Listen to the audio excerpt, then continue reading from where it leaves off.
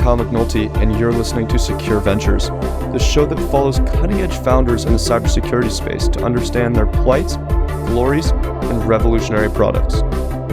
With me in this episode is Shashank Tiwari. Shashank is CEO and co-founder of UNO.ai, which is building an AI platform for managing GRC activities such as knowledge base usage and audits. I interviewed Shashank on the podcast back in November of 2022, and at the time, UNO was focused on using AI to automate activities in the SOC. The AI world has changed a lot since November 2022. The company has since pivoted, and in this episode, we focus on what triggered the change in vision, what was wrong with the previous solution in their mind, and what is attractive about this new GRC use case. This episode is brought to you by VulnCheck. VulnCheck helps teams defend against weaponized exploits by delivering the most comprehensive vulnerability and exploit intelligence in the market today. VulnCheck gives enterprise and federal teams better, faster data so they can autonomously prevent exploits and reduce risk and outpace adversaries. So what's different about VulnCheck? The company delivers its solutions to teams in machine-readable and consumable formats for a truly autonomous approach to vulnerability prioritization and exploit mitigation. VulnCheck has close to 300 million unique data points, which is 5 times the exploits of ExploitDB, and 200 plus CVEs packaged into complete detection artifacts for proactive teams. VulnCheck provides a full suite of solutions to enable teams with rapid adoption of VulnCheck data, including its community tier of offerings and its enterprise-class solutions, exploit and vulnerability intelligence, and initial access intelligence. With VulnCheck, teams can proactively defend against remote execution events, enrich every data source, and continuously outpace adversaries. If you're interested in learning more about VulnCheck and checking out the free community edition where you can play with their database of known exploited vulnerabilities, please click the link in the show description so they know you came from the podcast. Shashank, thanks for coming on the show. Thanks for having me again, Kyle. Good to see you. Yeah, you're now a part of a very small group of second timers on the podcast here. So I'm excited to dive in here a little bit further and catch up on kind of where we left off last time with Uno and your story. So the way I'm going to kick this off here a little bit is just do a quick kind of refresher on your background, make sure that I'm not kind of missing anything important. So rehashing a little bit for the listeners, and then we'll go ahead and dive into the pivot itself. So as far as your background, you come from a very technical kind of engineering focus. You worked at a handful of big companies. Bank of America was on there. GE was on there. And then for the last decade or so, you've been leading engineering teams. You were like VP of engineering, head of infrastructure at a few different high growth technology companies. And that ultimately led you to start Uno in 2021. From there, you were starting, again, with the last episode that listeners can go back and find, and I'll go ahead and link that in the show description as well. You're starting with kind of an AI SOC analyst. The idea was, how are we going to automate the work that's being done in the SOC today? And since then, you've pivoted a little bit. So before we dive further into that, is that all accurate so far? Anything else to kind of call out in terms of important experience there? Yeah. Well, firstly, I'm so glad you remembered all the details. So fun stuff. Yes, I think the way to kind of look at it, I'll just nuance a tiny bit. My background can be summarized in sort of 2 parts, and most of the recent one has been spent, as you rightly mentioned, sort of product and engineering in the world of startups, lots of high growth companies, lots of good learnings there. And then I did spend a life before that, which was, more up east in Wall Street, doing a lot of fun stuff there too, right? So it's kind of like two additions to my career so far. The first one, of course, seems very, very far behind me now. And, I'm totally consumed and excited about building companies. And, that's that. Yeah. So the fun stuff. Yeah, perfect. Some people are more embarrassed about the Wall Street experience than others, I guess. That's it was great. Good for me. No, I don't think I look at it necessarily like that. I did segue into it. I don't think it was as much by design as it happened to me. And I'm a mathematician by training, but I did learn a lot. A lot of the foundational things that I do today were kind of laid back there then, 2 decades ago. So yeah, there's good stuff there to be learned as well. Okay, so let's talk a little bit more about the pivot. Like I mentioned, you'd been previously working on this AI SOC analyst kind of tool set and problem statement. What do you think about that kind of landscape today? So just teeing it off a little bit more broadly here, there's a bunch of different companies that are working in this AI SOC analyst space. One of them actually recently got chosen for the RSAC sandbox drop zone. But there's a multitude of different companies that are working in this space. How do you feel about that landscape as a whole right now? Yeah, I think the SOC landscape at large, forget the sort of the AI aspect of it. The SOC landscape at large is evolving, and it has been evolving. So that's not something new. We had a whole bunch of SIM players, and then SOAR came about, and lots of it became MSSP, and then of course there's a lot more. Sort of, you can argue a lot of the data analytics centric and the data lake centric companies that have emerged also sort of address the same space, right? Broadly speaking, so it has been seeing a healthy amount of innovation year after year after year, and AI certainly seemed like the right bit also to play in there. As you rightly mentioned, we were very ahead of the game. All these companies that you speak about today that have come up are the post chat GPT era companies, as I like to call them. Very enamored by Gen AI, and that's what propelled them to get into the space. I think there were people like us, few and far between, who early on believed that AI could make a difference, and so we jumped into it. We still have a lot of capability in the platform. Very proud of what we built. In fact, we provide a very unique advantage, if you may, as compared to a lot of the Gen AI only companies, because we do a lot of Gen AI language based stuff, but we also do a lot of knowledge graph and other fun things around root cause analysis and the works, which many of these modern platforms haven't really gotten to so far. Now, what is important, though, to understand is that after this sort of, excitement in the world of AI and SOC, we've started seeing a lot of traditional players, right? Like those who were already SIM/SOAR vendors, those who are XDR vendors also jump in and kind of extend their services. Say, hey, we are also AI enabled. We can also do some of this stuff, that these newer generation of startups are doing. So there has been a lot of excitement around it, goes without saying.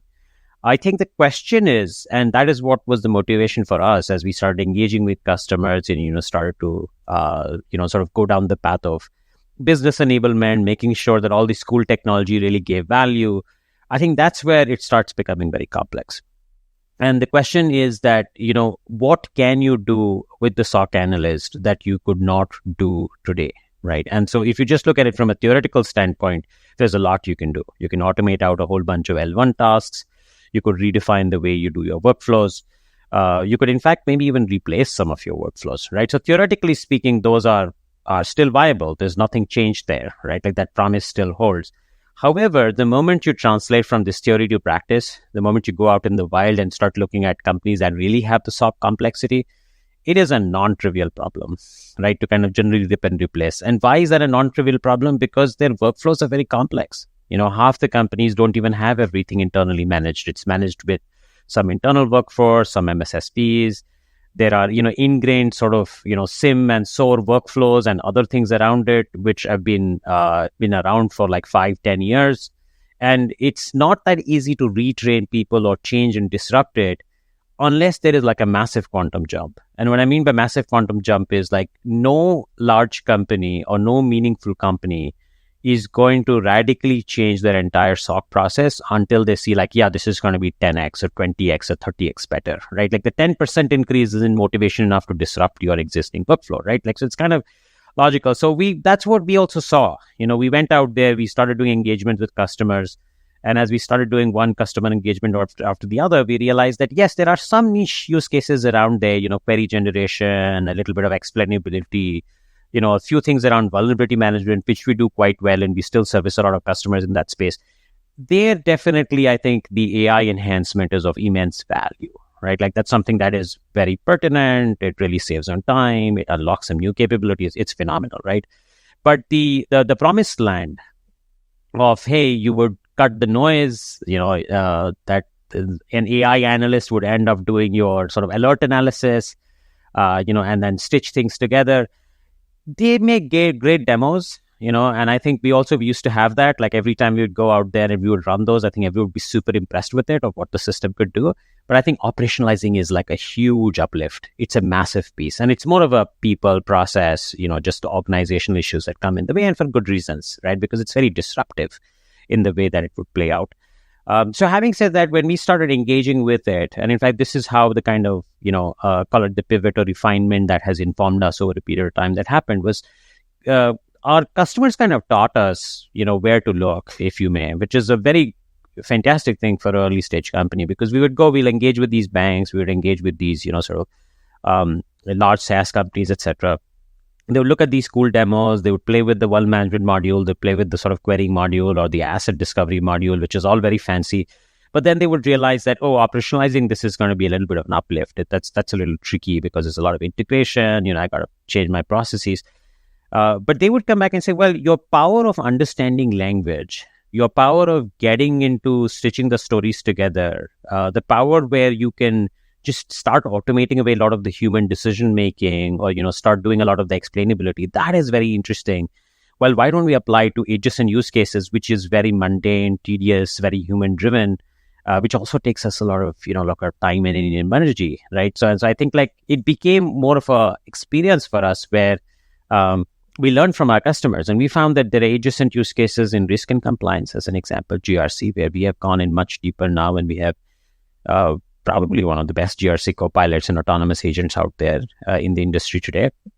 And then you also have other areas in and around that, right? Like the integrated posture management and stuff like that. But those seemed more ripe. Those seemed more amenable. Also because they didn't have very complex internal workflows. Many of them really were still using old 20-year-old tools. Many of them are still very much, living in the world of workflows, and they get supplemented with, human energy. They get supplemented with third-party consultants. So, it's one of those classic areas where you say, hey, where can AI come and add value today? And I think like it's one of those which kind of answers the question like nice and clear.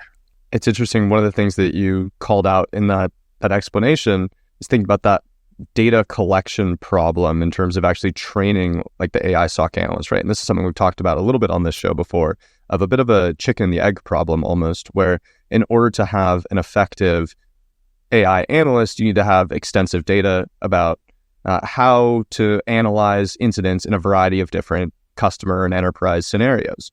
But in order to get data from customer enterprise scenarios, you need to have an effective AI SOC analyst that can actually like perform some reasonable function, or those companies aren't going to sign up, right? And so how are you then able to build the effective analyst without that data? And then if you can't get the customers, then you can't get the data, et cetera, et cetera. So interesting kind of loop in terms of that operationalizing problem, like you just mentioned, right? And I want to go back to kind of the origins of UNO and this kind of coming together back in 2021, because I know you talked to different people before the company got started in terms of understanding what use cases you were going to go after, what problem statements that you were going to go after. Right. You alluded to the difference between understanding that the SOC had this different opportunity and this automation potential. We'd already seen the SOAR momentum and progress at the time. But what really changed in terms of that point to 2023, 2024 now, and led to that difference in terms of the SOC versus the GRC use cases? Right. No, it's a fantastic question. Good observation as well. So I think the way to think about it, Kyle, is the fundamental challenge is still the same. And the fundamental challenge, if I were to simplify it down, stems from the fact there are a lot of things that we do in the world of cyber, and for that matter, GRC, or for that matter, even many other business processes, tend to fall into this sort of realm of gray zone, right? They're not very clearly well-defined black and white problems that have very well-defined solutions, right? There's a lot of human judgment involved. There's a lot of, looking at data and then determining what's the best path to go forward. And this is the reason, for that matter, why they have not been automated out already, right? Because everything that could be automated out has gone the way of, automated workflows and SaaS, right? So that we've already seen unfold over the last, 10, 20 years. And the same thing happened with SOAR. SOAR is that last generation of automation where, hey, whatever could be defined in terms of rules is already defined, and, kind of unfolds through those rules, right? The question is, even outside of that, there are still so many processes that we do that needs human judgment, right? And so our motivation really was to try and build something that could automate, or the human judgment process, the intelligent machine, if you may, that could do some of the thinking, right? Where you could offload some of these, call them more gray zone or more sort of, fuzzy type of thinking, with partial data sets, with, not absolute sort of pathways defined, but you could still make a decision with confidence, right? So also you can think of them as a little more probabilistic as opposed to more deterministic rule-based decisions, right? So I think we went with that motivation. That motivation hasn't changed today. That remains as true as it was when we had learned about this back in the summers of 2021. almost a year and more before the current sort of excitement, built up around Gen AI. And that still remains true, right? So that's the fun stuff. That's the good part. However, I think for every fuzzy decision making, if I were to use that loosely, the underlying problem space plays a big part, right? And I think you alluded to one of them in terms of data collection. Hey, what kind of data sets can you bring in quickly? And, what can you make it time to value faster, right? And so that's why even if you see today, right, in terms of just forget cyber for a minute, and you see, well, the sort of modern open source and, chat GPT centric Gen AIs have influenced a certain kind of workflows, right? I want to go build an image. I want to go make somebody write something, right? Those are easy to do because the input for that is kind of limited at some level. You give it some limited sets of inputs and, it's able to produce something that's usable today. Now you can argue whether it's good, bad or not, but you're not going to go integrate and do a whole brain dump of all your knowledge from the last 5 years or 10 years before you start getting value, right? You basically ask it a question, it gives you something.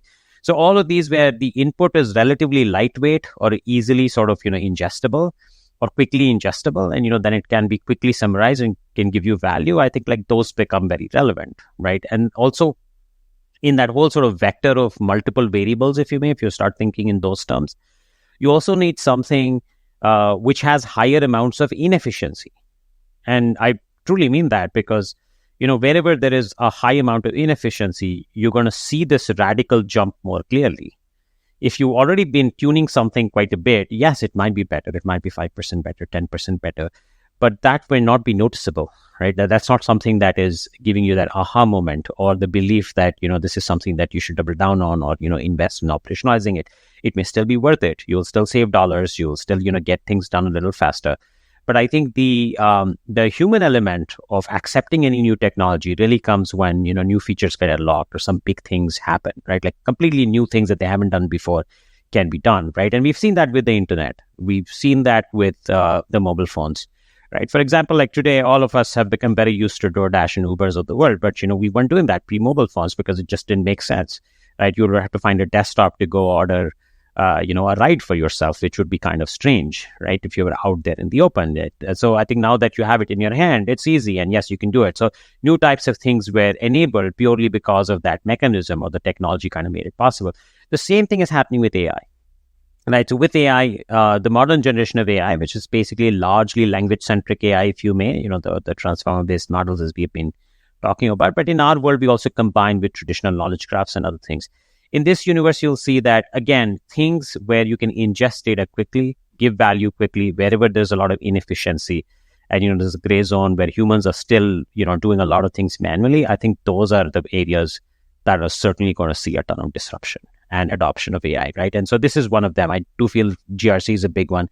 And within cyber also, there are certain verticals which are really good. Like vuln management, I think, is another fantastic one, as an example. There's an interesting trade-off there that I think you're alluding to, where the use cases are more clearly advantageous, where there's minimal input that's actually needed from the user, and you have a kind of more easily trained like back-end data set and training set, right? That's kind of the example you just alluded to of the SOC versus like a simple question that you're asking. Part of that problem then arises is defensibility, right? And that's why we're seeing so many different AI companies spin up today is, okay, if everyone is pursuing that same kind of solution that has minimal input, most easily trained data set, then you're ending up with a bunch of kind of similar companies all playing in that same space without major engineering or kind of technical moats. How do you think about that trade-off? Good point. I think I'd like to correct and nuance one more bit. I don't think it's so much about simple training. The training or the model development or the approach may still be very complex, as it is in our case, right? Like we are not necessarily just a Gen AI system. We are basically a complex compound AI system, if you may. I think that's the word that's being used around. And we have used multiple techniques, right? Like we've got this language model stuff going on for some sorts of tasks. Then we've got this deep learning model that does a few things with documents as inputs. And then you've got the knowledge graph and a few other pieces, right? So we've gone through a few different things and put together this system, which is very domain specific, right? You can think of it that way.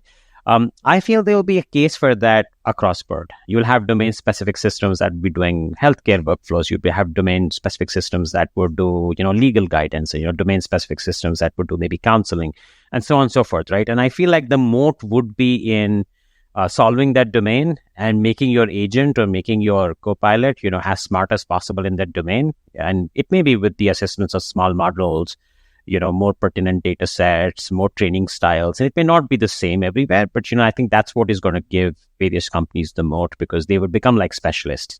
It's the same way that, what is the difference between somebody who's spent 5 years or 10 years doing something versus somebody who's new in that segment? They've just taken themselves down deeper into that specific rabbit hole, right? So like if you've done, and I'm not even talking about extremely technical skills like, a surgeon or something. I mean, that becomes even more specialized, which is a very unique case. But even say somebody who spent 5 years trying to do outbound marketing, right, which you would think of as a very generic type of a skill set that can be learned. But somebody who's done 5 years has learned a lot by spending a lot of time, energy, strategy, implementation in that space. They've just gone down that path, right? Now, are they also good at doing other things? Like, could they also write code? Well, possibly not, right? An outbound marketer, an expert one, is not necessarily a great engineer. And I think like you can think of AI systems like that. Each AI system doing domain-specific, interesting tasks, I think, is where you would start seeing the moat, start seeing the advantage, start seeing the applicability. And, in some cases, there would be a very good fit in terms of use cases, and those are the ones that would shine. And in some cases, it won't, right? And I think it relates to two other pieces that you mentioned, which at least in my opinion, we have learned quite a bit about this. There has been a lot of talk about, for example, AGI on one front. Everyone's saying, hey, this super intelligence is coming, it will do it all. My learning from having built a lot of this open AI, sort of open systems, if you may, and just having immersed in the world of data and ML and AI over so many years, I think we are going to see, if at all, what I would like to call ASI, if you may, or, artificial specialized intelligence, not the general intelligence, come up. So yes, you may have a very well-trained lawyer that is an AI lawyer, right? That might become a smart lawyer over the next few years, or a very well-trained surgeon, an expert GRC analyst, a really good threat hunter, or, something like that. Like that persona, I think like that individual specialized persona being trained, being specialized is definitely going to emerge in more than one domain, right? So that's happening.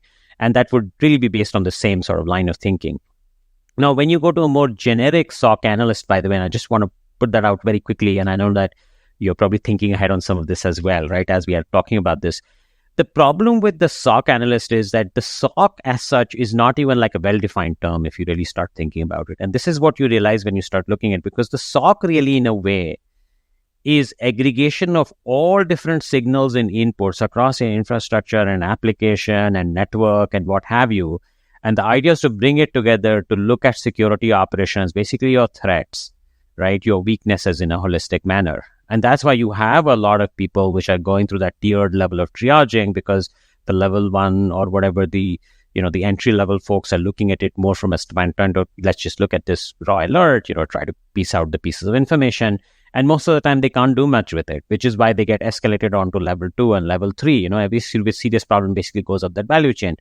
And I think that there, if you start training across board, you're looking at actually building a complete replacement for a SIM or some sort of a very large data warehouse to start with. Because if you're not able to get all that data set, if you're not able to process that entire data set in the same meaningful way, in some sort of, structured way, you might not even get the opportunity to really build a meaningful system. And there's a cute toy which can do a bunch of things, up top.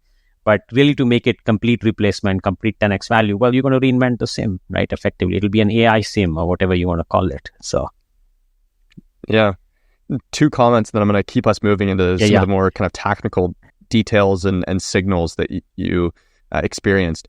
First of all, on the AI front, it's interesting to hear you talk about that emphasis on vertical specific AI, because you use the analogy for humans of like, oh, someone's a lawyer or someone's a specialist in outbound marketing.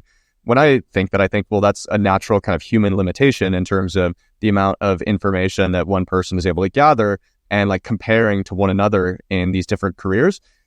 Currently, we have something similar in AI where you have these different startups that are building vertical specific solutions and training to those different ecosystems. But over time, AI doesn't necessarily have the same limitations in terms of like technical capabilities. And you could see all those different specialized, like vertically focused AIs converging into a more general, and I'm not saying AGI, but even if you just think about like cybersecurity specifically, right? Maybe you have one that's an AI SOC analyst, one that's GRC focused, one that's vulnerability management focused. And then over time, the technology gets better. You put those all under a single roof and a single platform. So it'll be interesting to kind of follow how that all progresses over time. Certainly just a lot of speculation right now.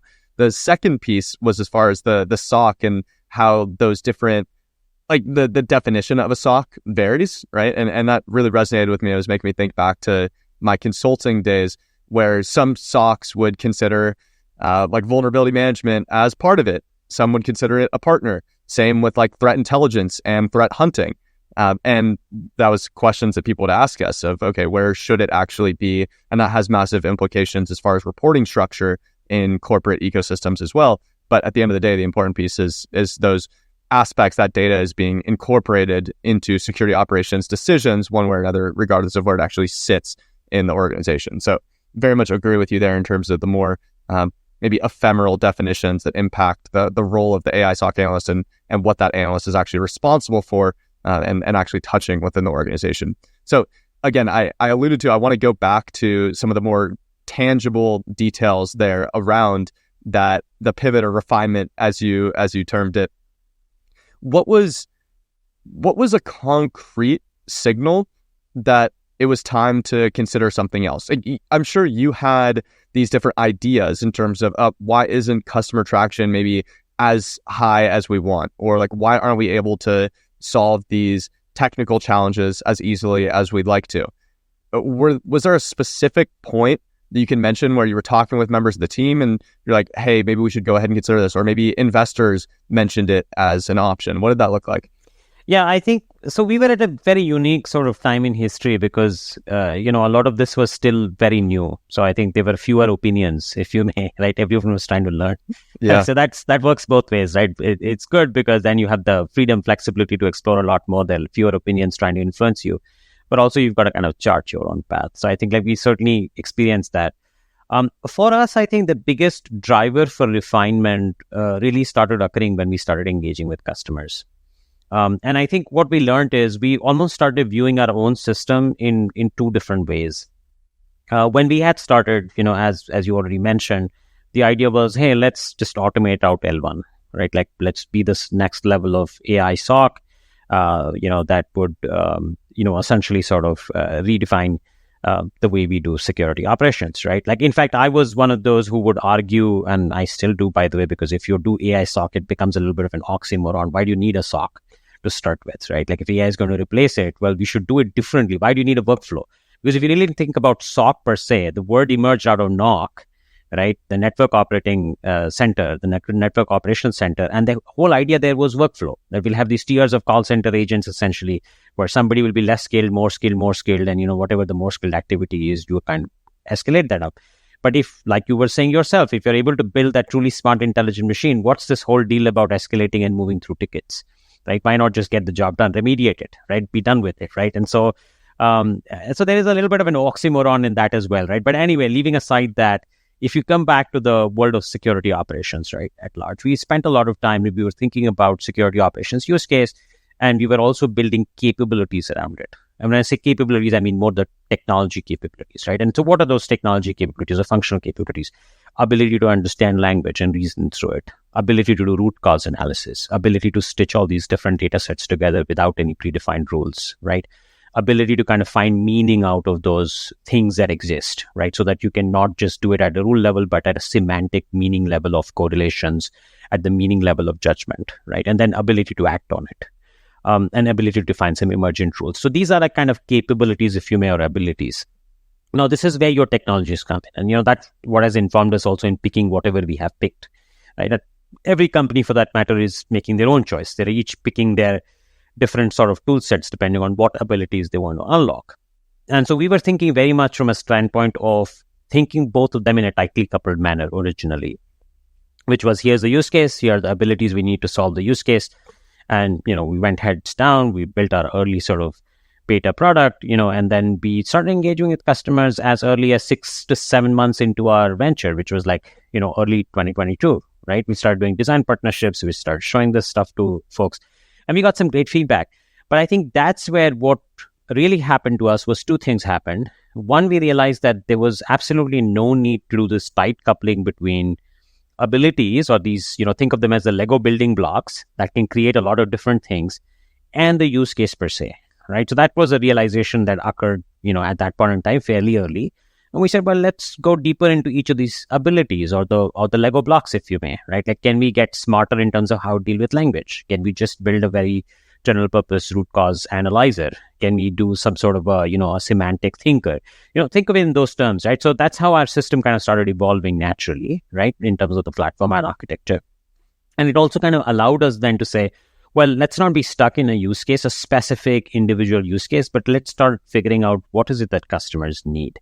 And I think the final driver for us really where this refinement happened, or, call it the pivot, or, sort of the current go-to-market strategy, was when we really started selling the product, right? And even the early engagements, we started doing POVs, we went to customers, and we would do the same standard POVs. And, the fun part here, Kyle, was that there were some use cases where the aha moment would come within 2 days of engagement with very little energy, and some where the aha moment came after a lot of blood, sweat, and tears, because it's not so much the system could do it. You had to integrate stuff and bring it together and scope things out. And half the energy was lost in that, in scoping stuff out, because otherwise it would defeat the purpose, right? You are not going to go integrate with everything and spend like 3 months trying to integrate and then figure out whether there is value, right? So you started looking at like, where's the quick value? What can I get today? And so I think like that's what kind of informed us. And that's how we found, hey, vulnerability management, beautiful use case, right? Because it's got all these different pieces. GRC, even better use case, right? And now GRC has even more unstructured data. Then the unstructured data, language models tend to do even better in unstructured data, right? In fact, in a lot of structured data, the language models come in the way, right? They don't necessarily work as well as compared to many of the other traditional machine learning techniques, right? So I think that's what really happened, amalgamation of splitting it out into capabilities and then looking at these verticals. Now, I must mention one small part, like a lot of these verticals who are calling themselves SOC analysts, if you may, today, or the SOC automation, sort of companies. If you really think about them, their core capability, again, split it on my sort of way of thinking, core capability is really code generation and language explainability. That's all they got, right? Like they're calling it that analyst, and sure enough, you could certainly sell that and package that as an analyst. But if you really think about it, like those are the two abilities that they're really doing, right? Where you can write something in English and you can generate the corresponding queries, right? Like, yeah, you write it in English, it'll generate a Splunk query for you. You write it in English, it'll generate SQL for you. But if you really think about this, this is absolutely no different from any code generator, right? And so now the problem has shifted, if you really think about it, from the classic code generator, what GitHub, Copilot is doing for code generation for developers, or, other software platforms are now embedding this piece of, you can ask in English and, we will behind the scenes go and fetch the data in the structured manner that's sitting in our databases.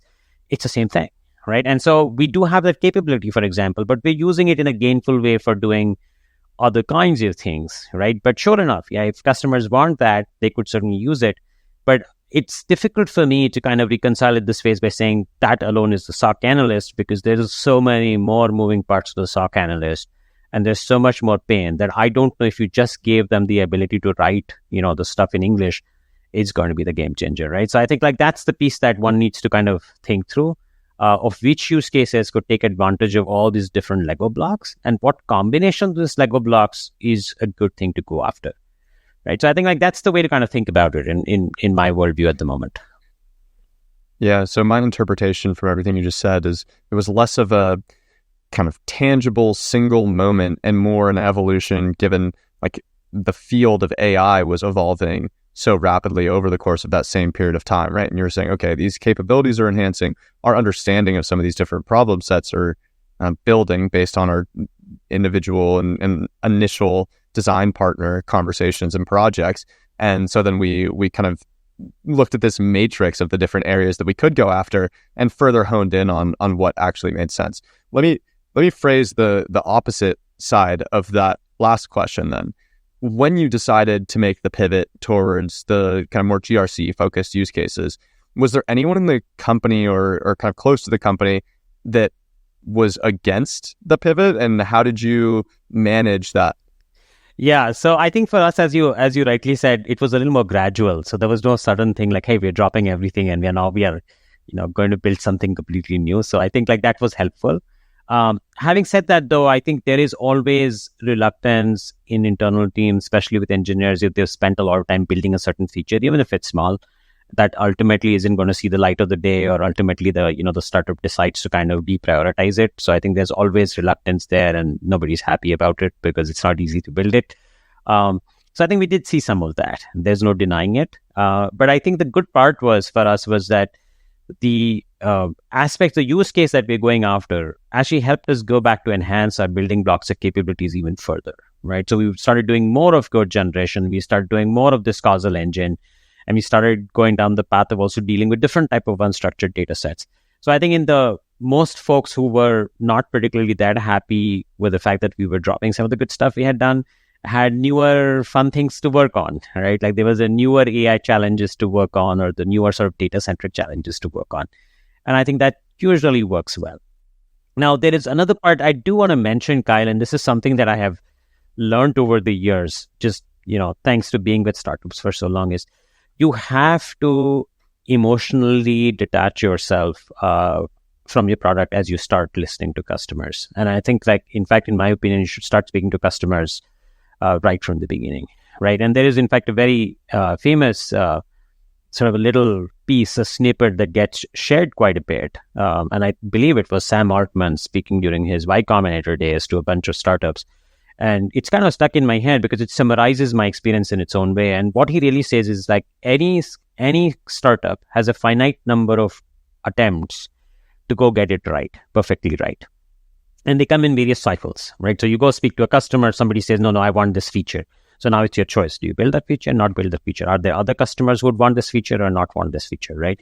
And then similarly in terms of capability, because at any given point in time, you might want to build A or B or C, and you have to pick one, right? And so you have to go through those cycles. And his reasoning is, which I think is very nicely articulated, is like you go through smaller of those cycles and you go through them often, which essentially means you build something, whatever that is, a capability, a feature set, or whatever it is, as a part of your overall journey, which aligns with your broader vision. Take it to the customer sooner. Let them respond to it, not just react to it, but respond to it, right? And I clearly make that distinction also because, sometimes you can have the aha moment, people love the demo, but, you can't sell it. It's like, why is that so, right? And there's often a gap with many startups like that. So let them respond to it. If they really think it's awesome, well, why don't you buy it, right? Why don't you operationalize it? And that leads to some interesting feedback, a lot of learnings that happen, and then quickly go and change it, right? Like quickly go and then align with what you think this customer is saying, and potentially, 10 other customers might be needing. And of course, you go and validate it, right? And so you go through a lot of these cycles in quick, short successions, and, you get closer and closer towards success. And I think for us, what really happened, honestly, is we kind of did it as a religion. We were doing it all the time. That's why we had early design partners. We were like talking to customers nonstop. Even if we had a half broken thing, we weren't shy enough to go show it to them. So like, hey, this is what we're building. What do you think? Right. And so I think that helped us also with internal alignment, because as we do, by the way, in the team, in all the customer calls we have roped in at least one or two engineers to come listen in. Right. So they're not detached from what the users of the interesting stuff they're building are doing with it. And so they were seeing this evolve. They were part of this evolution in some sense, right? And I just don't mean to say the engineers, but, even the go-to-market folks and, the company at large. So I think that led to a little bit more openness, a little bit more of the fact that, I think this one is actually gelling more with the customer. I do understand this one's the cooler part of the puzzle. We have this very interesting time machine walking, for example, which is also still there, which is very fun stuff. But we realize many users are not even ready to use that fun technology, right? Like the users have to be in that same state of mind, right? And so I think that helped us adjust things well. It's almost like applying some of the principles of DevOps to like the actual company strategy and company vision itself, rather than just the company product, right? Well said. And so thinking about the GRC space, right? You talked about all this kind of iteration and determining what exactly it is that you want to focus on, and getting it in front of customers, getting the response from customers. GRC is fairly broad, right? There's a lot of different functional components within GRC that you could potentially focus on. What has your existing iteration led you to in terms of the specific feature to focus on, whether it's like questionnaire responses or audit management or like knowledge-based management, et cetera? Yeah, and a good question, because you're right. GRC itself is an umbrella term. It's very big, right? And there are many parts of GRC, even beyond technology risk management, right? Like they're the whole sort of traditional business risk and, stuff like that, which fall into GRC. Well, today we don't do any of G of the GRC. There's no governance part of the story. We're not trying to help anybody get into their, ESG strategy, right, or anything like that. So none of that is happening. It's more firstly on the risk and compliance. And within that also, you're absolutely right. They're usually, I think you can bundle them into 4 or 5 different categories, right? And this may not be perfectly well-defined definitions, but roughly kind of that's how the industry looks at it. One is what you would call policy governance management. Like, hey, are my policies aligned with what I need to be compliant with? Where are they? How are they evolving? Whether the gaps are increasing or reducing? How am I doing? All that stuff, right? Like the policy governance management.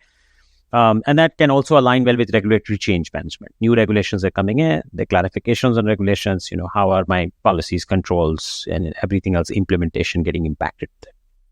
Then, of course, as you said, more operational things, which sometimes is very big in regulated industry.